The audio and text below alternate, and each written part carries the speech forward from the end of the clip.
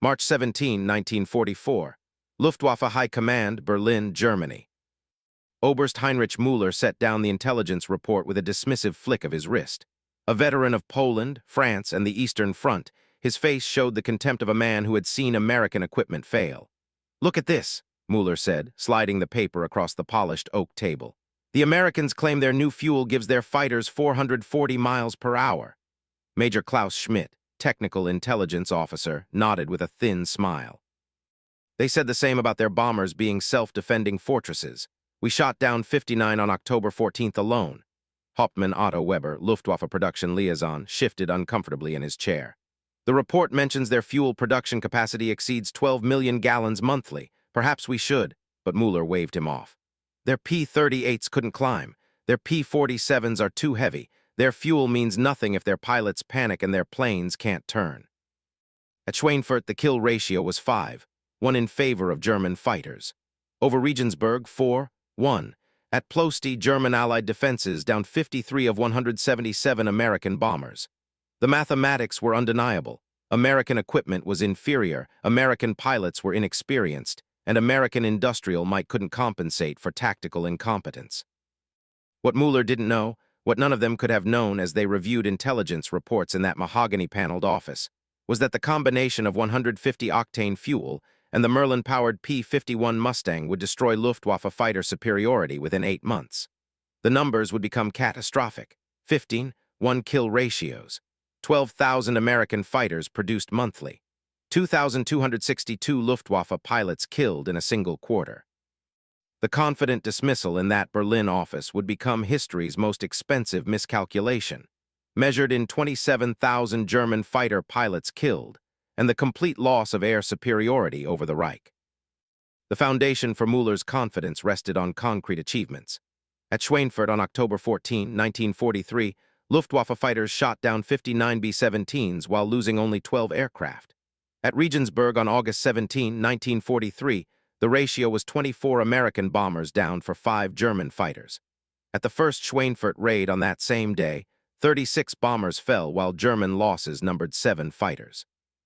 German Bf-109 G6s achieved speeds of 385 mph at altitude with GM-1 boost. The Focke-Wulf 190A8 reached 408 mph at 20,600 feet. German fighters carried 20 cannon effective at 800 meters.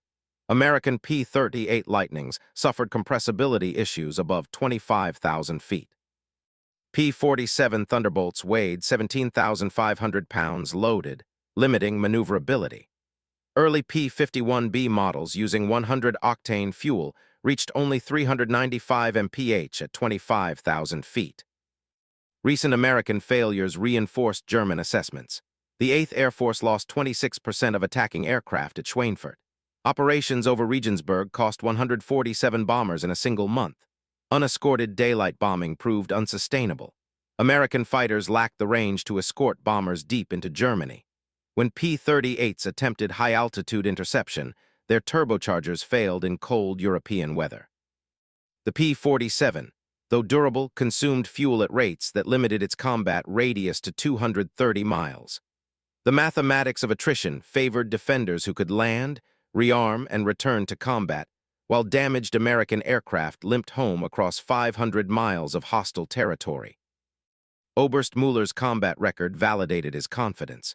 He personally shot down 47 Allied aircraft, 23 on the Eastern Front, 24 over Western Europe. In a single engagement over Magdeburg on January 11, 1944, his Staffel destroyed 8 B-17s while losing 1 aircraft. On February 20, 1944, his unit claimed 11 bombers for 2 fighters lost. He flew the Bf-109 G6 equipped with 30 cannon capable of destroying a B-17 with 3 hits. His pilots averaged 18 kills each. His unit maintained a 6-1 kill ratio against American heavy bombers. Awards decorated his uniform: the Knight's Cross, German Cross in gold, and Eastern Front Medal. Experience taught him that American quantity couldn't overcome German quality. Major Schmidt's concerns stemmed from intercepted production reports. American fuel refineries in Baytown, Texas, produced 800,000 gallons of 130-octane fuel daily. New Jersey facilities added 600,000 gallons daily. California refineries contributed 400,000 daily. Total American production reached 57 million gallons monthly. German synthetic fuel plants produced 3.2 million gallons of aviation fuel monthly total. Schmidt presented these figures to Mueller on March 15, 1944. A single American state produces more than our entire Reich, Schmidt warned. Mueller dismissed the report. They wasted on inferior aircraft and poorly trained pilots. Production means nothing without tactical skill. The mathematics of production couldn't overcome the mathematics of combat effectiveness, or so it seemed. Hauptmann Weber had witnessed American failures firsthand. On January 29, 1944, he observed from a flak tower as 8th Air Force bombers attempted a raid on Frankfurt. Weather scattered the formation. German fighters shot down 29 bombers. American escorts turned back at the German border. On February 8, 1944, he watched P-38s attempt to engage Bf-109s at 28,000 feet. The American fighters' engines seized in the cold. 5 crashed without German fighters firing a shot.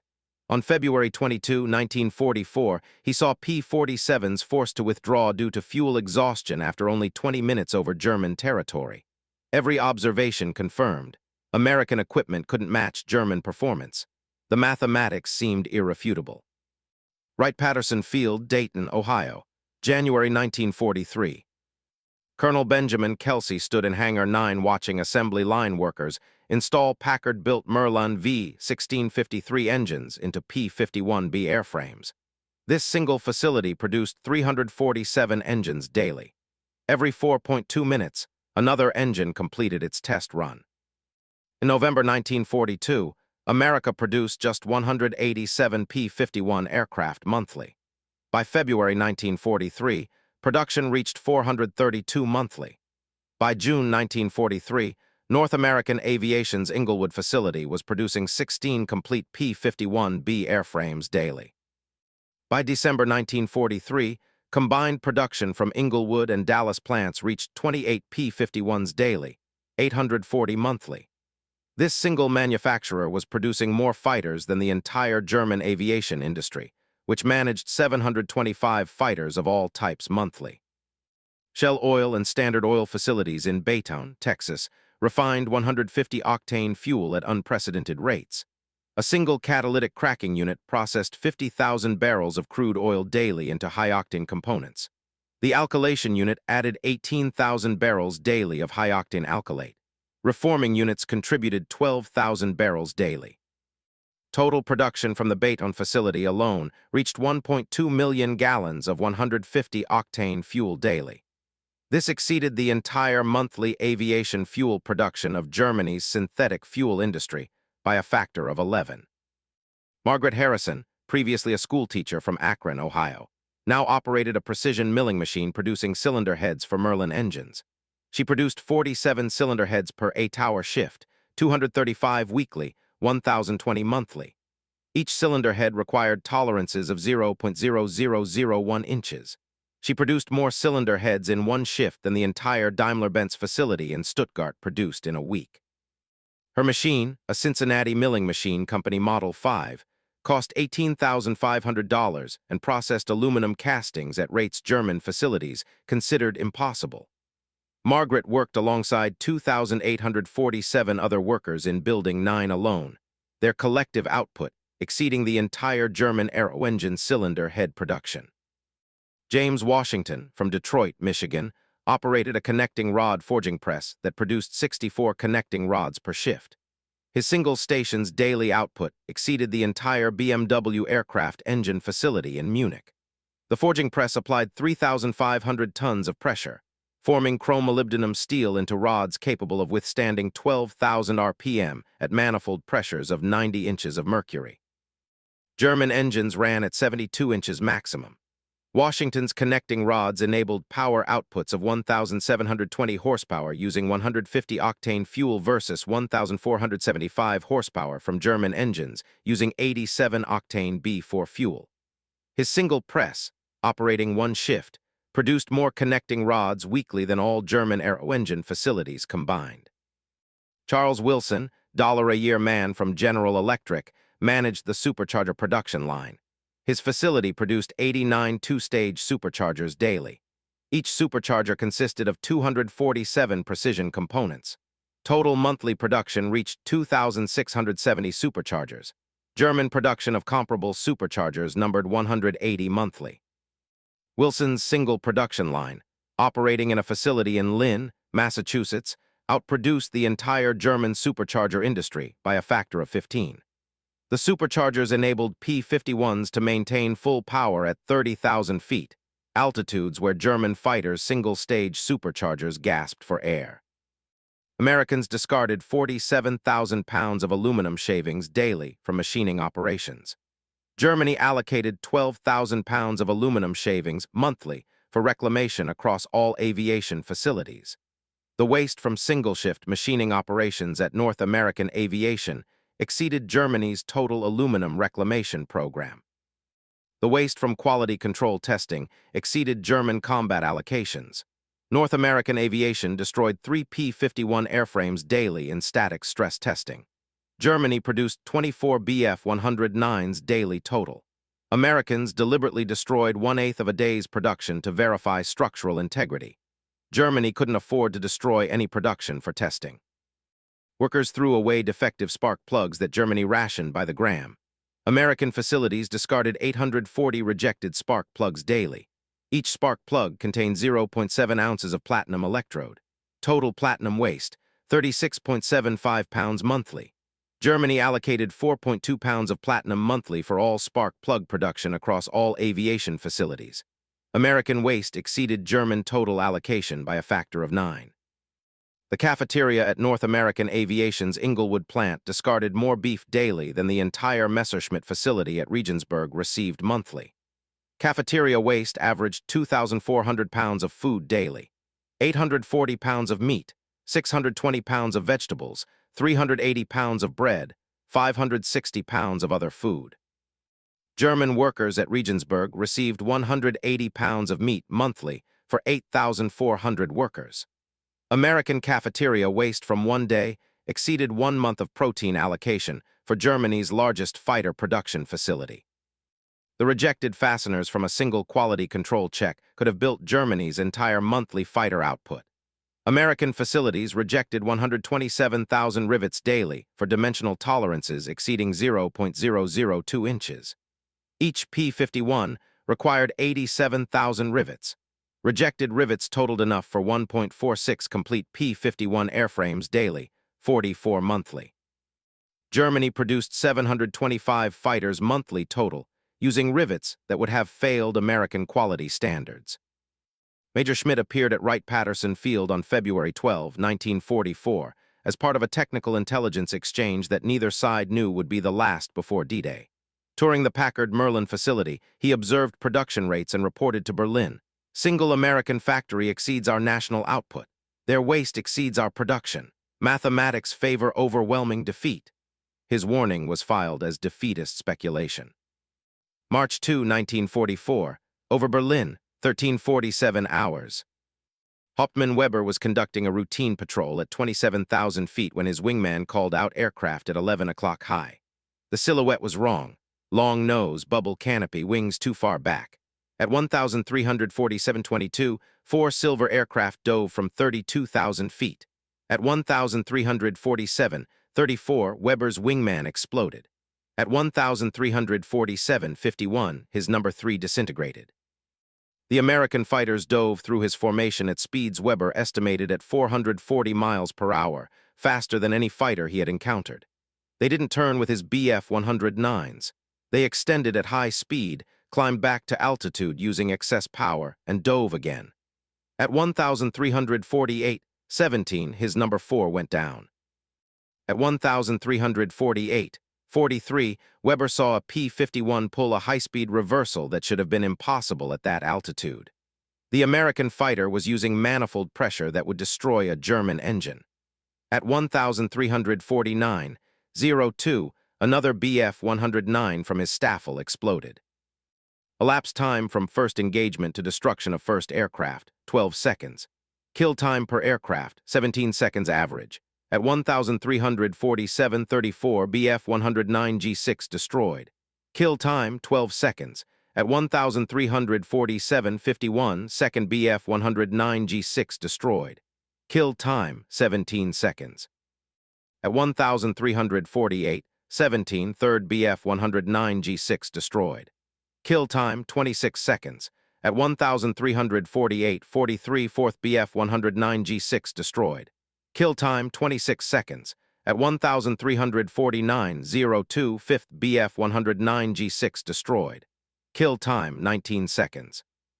Weber dove for cloud cover at 1,349.18. His BF-109G6 reached 410 mph in the dive. The P-51s followed effortlessly, closing the distance. Only ground clutter from anti-aircraft fire forced the American fighters to break off at 1,350.03. Weber landed at Tempelhof at 1402 with bullet holes in his vertical stabilizer and horizontal stabilizer. His hands shook as he climbed from the cockpit. Total engagement duration, 2 minutes 41 seconds. Enemy losses, 5 aircraft, 3 pilots killed, 2 pilots captured. American losses, 0. Kill ratio, 5-0. The ammunition expended in this brief engagement exceeded the monthly allocation for the entire Luftwaffe fighter base at Wiesbaden, which received 12,000 rounds of .50 caliber ammunition monthly. Intelligence estimated the American fighters fired 18,000 rounds total, 3,000 rounds per kill. Weber filed his report at 15:47 hours. He described aircraft exceeding 440 mph at 32,000 feet, sustaining high-speed maneuvers without power loss, climbing at 4,000 feet per minute after combat, and carrying fuel for extended operations over Berlin. Intelligence officers questioned whether he had confused P-47s for a new aircraft type. Weber insisted. These were not P-47s. These were purpose-built interceptors with range, speed, and climb rate exceeding anything we possess. Oberst Mueller reviewed Weber's report at 18:20 hours on March 2, 1944. He noted similar reports from 3 other staffels. Total Luftwaffe losses for the day, 47 fighters. American losses, 11 bombers, 3 fighters. The kill ratio had reversed. Mueller dictated a skeptical response. Pilots overestimate performance under stress. American fighters likely using emergency power settings unsustainable in extended combat. Recommend tactical adjustments to exploit their inevitable fuel exhaustion. He filed the report as combat exaggeration. Intelligence dismissed the reports as pilot error. American P-51s achieved only 395 mph in October 1943 testing, the assessment read. Claimed performance of 440 mph represents misidentification or altitude-related velocity effects. The analysis noted that achieving such speeds would require manifold pressures exceeding 70 inches of mercury, pressures that would destroy engines designed for 61 inches maximum. Physics prevent such performance increases without complete engine redesign. American claims represent propaganda. Assessment concluded. Pilots confused P-47s diving with P-51s in level flight or misjudged closing speeds during high-altitude intercepts. Major Schmidt reported to Luftwaffe High Command on March 4, 1944. American 150 octane fuel enables manifold pressures of 90 inches of mercury. Packard Merlin V-1650-7 engines produce 1,720 horsepower at war emergency power. This exceeds our DB605AM by 245 horsepower. Combined with airframe optimized for high-altitude performance, P-51D achieves 440 miles per hour at 25,000 feet. Our BF-109G6 achieves 386 mph at same altitude. Speed differential of 54 mph eliminates our tactical options. They dictate engagement terms. The report included intercepted production data. American 150 octane fuel production, 57 million gallons monthly. German aviation fuel production, 3.2 million gallons monthly. A single American state, Texas, produced more aviation fuel than the entire German Reich. They tried altitude advantage. The Americans climbed higher using 2-stage superchargers. They attempted diving attacks. The P-51s followed, matching or exceeding dive speeds. They tried split-S maneuvers. The Americans anticipated and countered. They attempted to force turning combat. The P-51s refused, using superior speed to disengage and re-engage at will. Every tactic developed against P-47s and P-38s failed against P-51s using 150 octane fuel. The speed differential eliminated defensive options. March 6, 1944, over Brunswick, 14:23 hours. Oberst Müller led 18 Bf-109 G6s against a formation of B-17s. At 1,423, 32 P-51s dove from 30,000 feet. At 1,423, 1st Bf-109 destroyed. Kill time, 17 seconds. At 1,423, 2nd destroyed. Kill time, 21 seconds. At 1,424, 3rd destroyed. Kill time, 16 seconds. The Americans attacked in coordinated pairs, one engaging while the second covered high. At 1,424, 4th Bf-109 destroyed. Kill time, 23 seconds. At 1,424, 5th destroyed.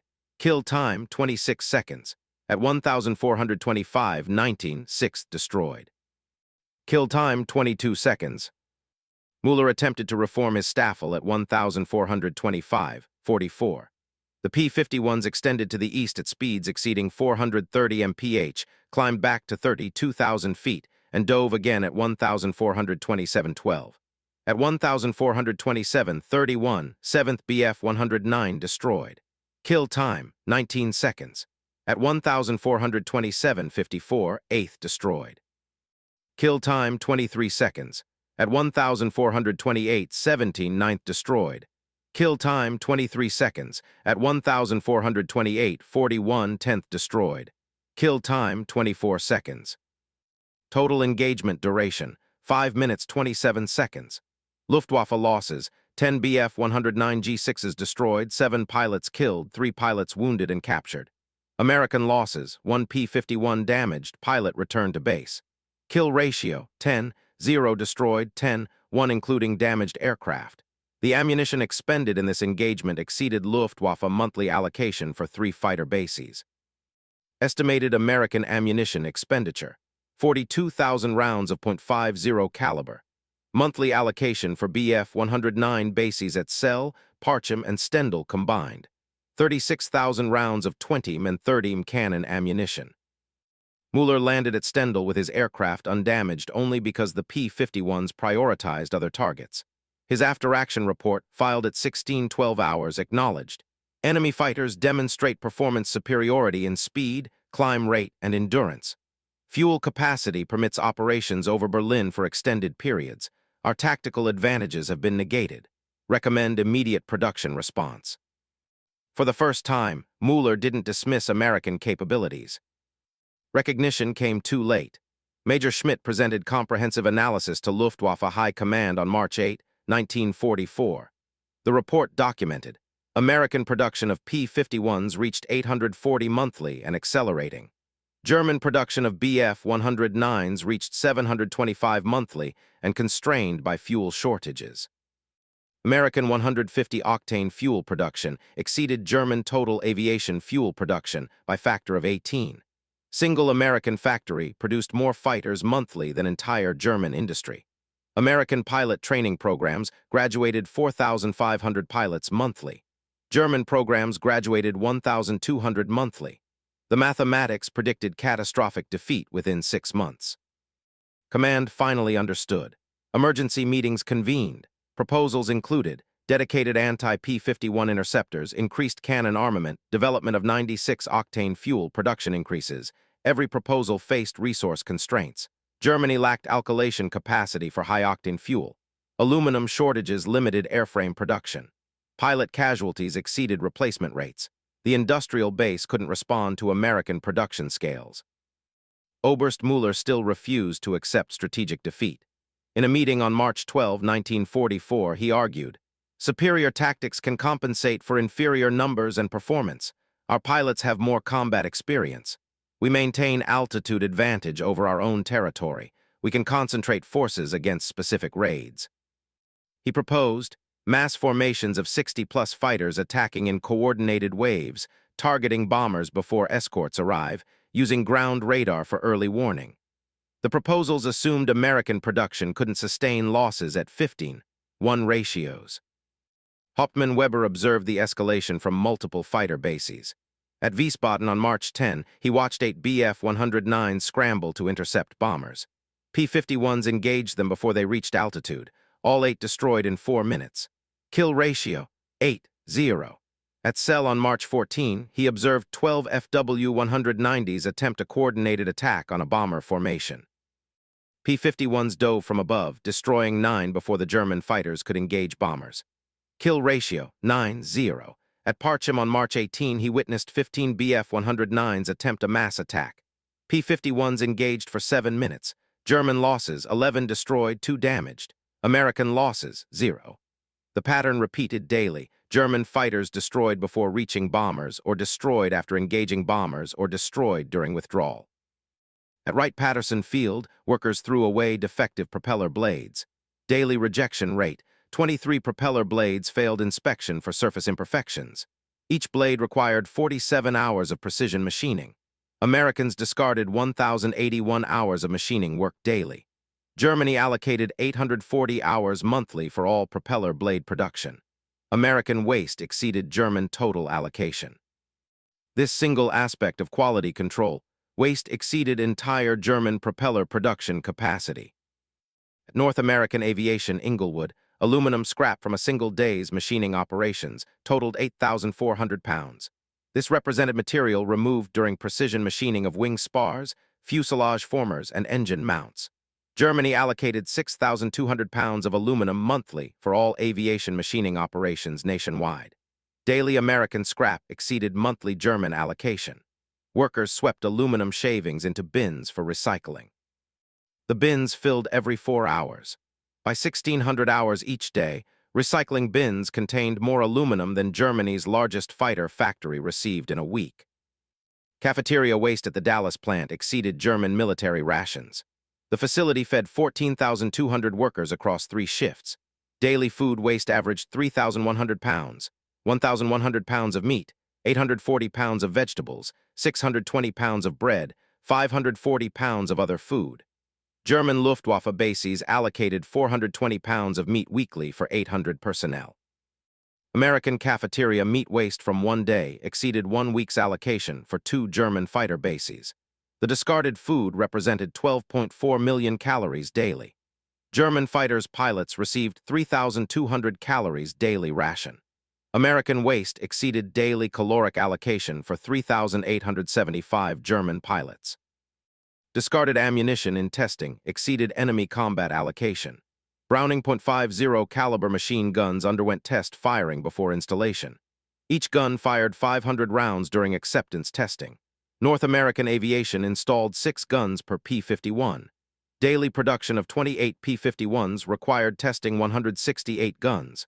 Total test ammunition expenditure, 84,000 rounds daily. Luftwaffe bases allocated 12,000 rounds of ammunition monthly for all fighter operations. American daily testing ammunition exceeded 7 months of German combat allocation. This single facility's quality control procedures consumed more ammunition than the entire Luftwaffe fighter force allocated for combat operations. Paint waste exceeded German monthly allocation. Each P-51 required 47 gallons of primer, paint, and sealant. Quality control rejected 8% of paint applications for improper coverage or contamination. Daily paint waste, 105 gallons from 28 aircraft production. Monthly waste, 3,150 gallons. Germany allocated 2,400 gallons monthly for all fighter aircraft painting nationwide. American waste from 1 factory exceeded total German allocation. Workers power-washed rejected paint applications and repainted aircraft. The water and solvent used in paint removal exceeded German solvent allocation. This single facility's material waste in all categories exceeded entire German aviation industry's total production capacity. Aluminum scrap exceeded German aluminum allocation. Paint waste exceeded German paint allocation. Ammunition testing exceeded German ammunition allocation. Food waste exceeded German military rations. The mathematics of abundance versus scarcity predicted inevitable outcomes. Major Schmidt appeared at production facilities throughout March 1944, documenting waste that exceeded German capacity. His reports to Berlin included photographs, Bins of discarded rivets, stacks of rejected propeller blades, barrels of waste paint, crates of discarded instruments. Each photograph included captions comparing waste quantities to German allocations. The reports concluded, American industrial capacity doesn't merely exceed ours. It operates in a different paradigm where waste exceeds our total production. We cannot compete. We can only delay defeat. March 22, 1944, over Berlin, 1534 hours. 147 Bf-109 G6s and FW-190 A8s faced 68 P-51ds. The engagement lasted 23 minutes, 17 seconds. At 1,534, 22 first wave of 32 P-51s engaged 60 Bf-109s. At 1,536, 1814 Bf-109s destroyed. Kill time per aircraft, 8 seconds average. At 1,537, 04, 11 more destroyed. Kill time per aircraft, 4 seconds average. The Americans attacked in coordinated four-ship flights, each flight targeting separate elements of the German formation. At 1,538, 31, second wave of 18 P-51s engaged 40 FW-190s attempting to reach bombers. At 1,540, 07, 9 FW-190s destroyed. Kill time per aircraft, 11 seconds average. At 1,541, 24, 7 more destroyed. Kill time per aircraft, 11 seconds average. German fighters attempted mass attack at 1,542, 11. Remaining 57 aircraft concentrated against bomber formation. P-51s dove from 32,000 feet at 1,542, 34. At 1,544, 22, 18 German fighters destroyed in the diving attack. Kill time per aircraft, 6 seconds average. At 1,545, 47, 13 more destroyed. Kill time per aircraft, 7 seconds average. At 1,547, 03, 11 more destroyed. Kill time per aircraft, 7 seconds average. Remaining German fighters attempted to disengage at 1,548, 19. P-51s pursued at speeds exceeding 430 mph. At 1,549, 41, 8 more German fighters destroyed during withdrawal. Kill time per aircraft, 10 seconds average. At 1,551, 04, 6 more destroyed. Kill time per aircraft, 14 seconds average. At 1,552, 33, 4 more destroyed. Kill time per aircraft, 22 seconds average. Final kills at 1,557, 39. Last 3 German fighters destroyed. Kill time per aircraft, 102 seconds average as they scattered and hid in cloud cover. Enemy aircraft destroyed, 104 of 147. American losses, 4 P-51s destroyed, 3 damaged. Kill ratio, 26-1. The ammunition expended exceeded Luftwaffe monthly allocation for all fighter bases in defense of the Reich. Estimated American ammunition expenditure, 468,000 rounds of .50 caliber. Monthly allocation for all Luftwaffe day fighter units, 420,000 rounds of cannon ammunition. The fuel consumed in this engagement exceeded German weekly allocation for all fighter operations. American fuel consumption, estimated 38,000 gallons. German allocation for 1 week of all fighter operations, 32,000 gallons. At 1,549, 27, Oberst Heinrich Müller was shot down while attempting to disengage from combat. His Bf-109 G6 was hit by 6.50 caliber rounds from a P-51D flown by Captain Donald Gentile, 336th Fighter Squadron. Elapsed time from engagement to death, 14 seconds. Müller's aircraft exploded at 18,000 feet over Brandenburg. The pilot who had dismissed American capabilities, who had laughed at intelligence reports of 150 octane fuel, who had insisted that German quality would overcome American quantity, died in an engagement where American quality and quantity together achieved dominance. His death became statistical, one of 104 German pilots killed in a single engagement. Enemy survivors described the engagement using consistent terminology. This wasn't combat, this was systematic annihilation. Lieutenant Friedrich Klein, Bf-109 pilot who bilayed out at 1,547, 11, stated during interrogation, "They were everywhere. We couldn't climb above them. We couldn't outrun them. We couldn't turn with them because they refused to turn. They dove, fired, climbed, and dove again. We had no counter-tactics. Klein watched 7 aircraft from his staffel destroyed in 4 minutes. The mathematics of it, they could lose 1 aircraft and kill 26 of ours. We couldn't sustain those ratios for a week. April 1944, Allied Intelligence Interrogation Center, England. Major Klaus Schmidt, captured after being shot down on March 28, provided extensive testimony during interrogation. We were not defeated by better soldiers, but by better factories. American monthly production of P-51s reached 840 aircraft. German production of all fighter types reached 725 monthly. A single American factory produced more fighters than our entire aviation industry. But production numbers alone don't capture the disparity. Americans achieved production with quality we couldn't match. Their tolerances were tighter. Their materials were superior. Their engines produced more power because their fuel enabled higher compression ratios and manifold pressures we couldn't achieve without engine destruction. Schmidt provided detailed production comparisons. American 150-octane fuel production exceeded 57 million gallons monthly by April 1944. German aviation fuel production totaled 3.2 million gallons monthly. The ratio was 18:1, but even that understates the gap. American fuel-enabled power output 17% higher than our best fuel. Their P-51s produced 1,720 horsepower using war emergency power. Our DB-605AM produced 1,475 horsepower maximum. The power differential combined with superior aerodynamics created performance gaps we couldn't overcome tactically. He continued, single American factories exceeded our national output in every category. North American aviation produced 28 P-51s daily. Germany produced 24 Bf-109s daily from all factories combined. Packard produced 347 Merlin engines daily. Germany produced 312 DB-605 engines daily from 3 factories. Wright-Patterson produced 89 superchargers daily. Germany produced 6 superchargers daily. In every measurable category, single American facilities outproduced our entire industrial base. Schmidt's analysis included waste comparisons. Americans discarded more material daily than we allocated monthly. Their aluminum waste exceeded our aluminum allocation. Their ammunition testing exceeded our combat allocation. Their cafeteria waste exceeded our military rations. The waste from their quality control procedures exceeded our total production in multiple categories. This revealed the fundamental disparity. They operated with such abundance that waste exceeded our maximum effort. Hauptmann Otto Weber, captured April 10 after his second shoot-down, provided combat pilot perspective. I saw the transition from German superiority to German annihilation.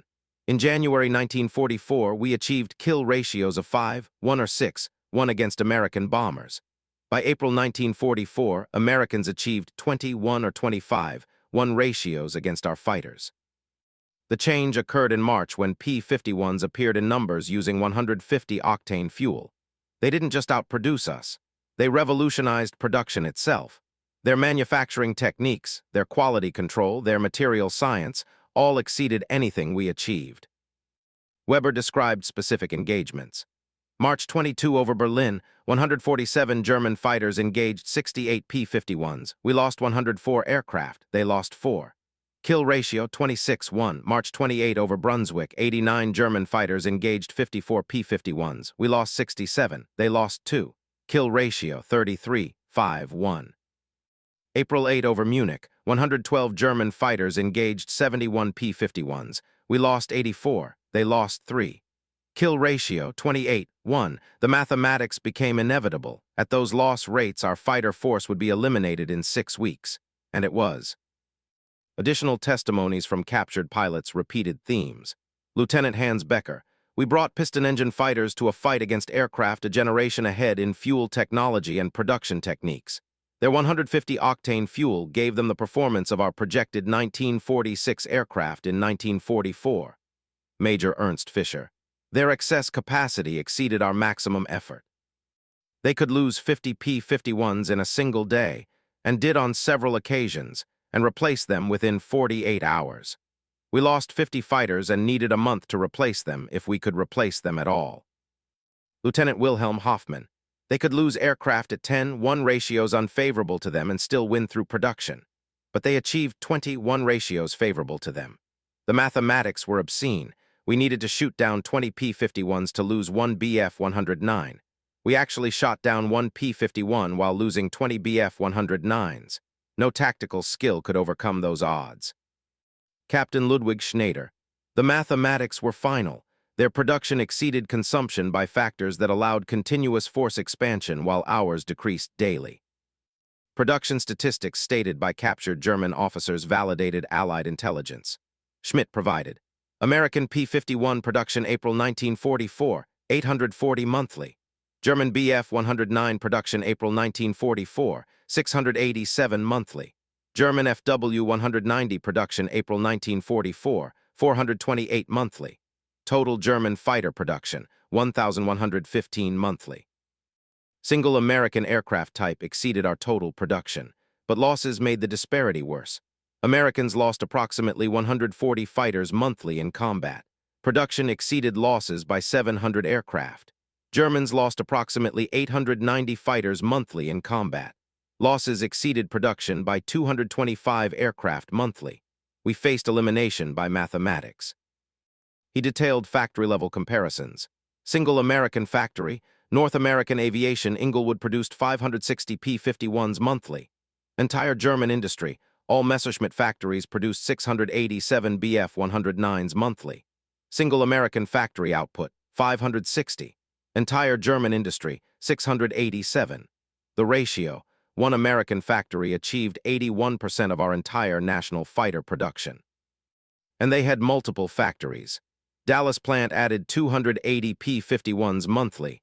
Combined production from 2 factories, 840 monthly. This exceeded our national output by factor of 1.2 for a single aircraft type. Weber provided fuel production data. American 150 octane production April 1944, 72 million gallons monthly. German aviation fuel production, 3.8 million gallons monthly. Ratio, 19:1. Single American state, Texas, produced 38 million gallons monthly. This exceeded our entire national production by factor of 10. Single American refinery, Baytown, produced 36 million gallons monthly. This exceeded our national production by factor of 9.5. The fuel disparity enabled performance advantages we couldn't counter. Higher manifold pressure, higher RPM, higher speed, higher climb rate, extended range. The interrogators noted consistent themes across all testimonies. Every captured officer mentioned production disparities. Every combat pilot mentioned performance advantages from 150 octane fuel. Every testimony included comparisons of single American facilities to entire German industries. The pattern revealed systematic defeat. American industrial capacity combined with superior fuel technology created military dominance that German tactics couldn't counter. The 150 octane fuel proved that industrial innovation combined with democratic mobilization could overcome totalitarian militarism. Free workers outproduced slaves. Democratic cooperation exceeded totalitarian command. Industrial abundance buried ideological superiority under 68,000 P-51 Mustangs produced during the war. The fuel itself represented American advantage. Complex chemistry requiring advanced petroleum refining, coordinated production across multiple facilities, quality control ensuring consistency, and distribution networks delivering 72 million gallons monthly to combat theaters. Germany couldn't match the chemistry, the production scale, the quality control, or the logistics. The production system revealed deeper truths. American factories employed workers who were paid well, fed well, and motivated by conviction rather than coercion. Margaret Harrison earned $1.85 per hour, owned a car, ate meat daily, and chose to work in defense production. Her German counterpart earned 0.89 Reichsmarks per hour, owned nothing, ate rationed bread, and worked under threat of imprisonment. The productivity differential reflected the moral differential. Free labor outproduced slave labor by factors that decided the war. American abundance versus German scarcity defined every aspect of production. Americans rejected 8% of propeller blades for minor imperfections. Germans accepted propeller blades with visible defects because rejection meant no propeller.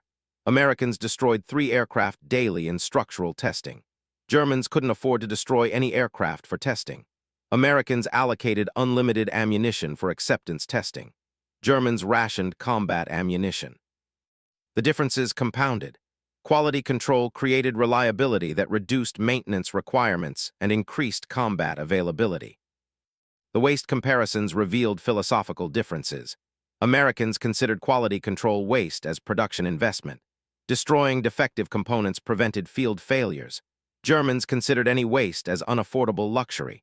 Using defective components caused field failures but preserved immediate production numbers. The American approach created aircraft that flew 400 hours between major maintenance. The German approach created aircraft that required major maintenance every 80 hours. The reliability differential multiplied the production differential. American aircraft flew 5 times longer between maintenance, effectively creating 5 times the combat availability per aircraft produced. The mathematics extended beyond production to training. American pilot training programs graduated 4,500 pilots monthly in 1944. Training included 400 hours of flight time before assignment to combat units. German programs graduated 1,200 pilots monthly with 160 hours of flight time. American pilots entered combat with 2.5 times the training. They also entered combat in aircraft with 54 mph speed advantage, 245 horsepower advantage, superior climb rate, superior range, and superior reliability. The combined advantages of training, equipment, and production created dominance that mere courage couldn't overcome. March 17, 1944. Oberst Mueller had laughed at reports of American 150-octane fuel enabling 440 mph speeds for P-51 Mustangs. He dismissed production figures as propaganda. He insisted German quality would overcome American quantity. May 8, 1945. Mueller died over Brandenburg on March 22, 1944, one of 27,000 German fighter pilots killed. His dismissal of American industrial capacity became history's most comprehensive miscalculation. The mockery in that Berlin conference room on March 17 preceded the destruction of the Luftwaffe fighter force in 14 months. The lesson remains: dismissing democratic nations as weak because they prefer peace or underestimating free people's productive capacity invites catastrophic miscalculation. Germany entered war confident that totalitarian efficiency exceeded democratic chaos. They measured Wehrmacht divisions against peacetime American army strength and found favorable ratios. They compared production per worker in directed economies against market economies and assumed superiority. They calculated that ideology and will could overcome material disadvantages. Every assumption proved wrong. Free workers outproduced directed workers. Democratic cooperation exceeded authoritarian command. Material abundance decided ideological conflicts. The 150-octane fuel that powered P-51 Mustangs to 440 mph represented more than chemistry. It represented the productive capacity of free societies defending themselves. That capacity, once mobilized, proved irresistible.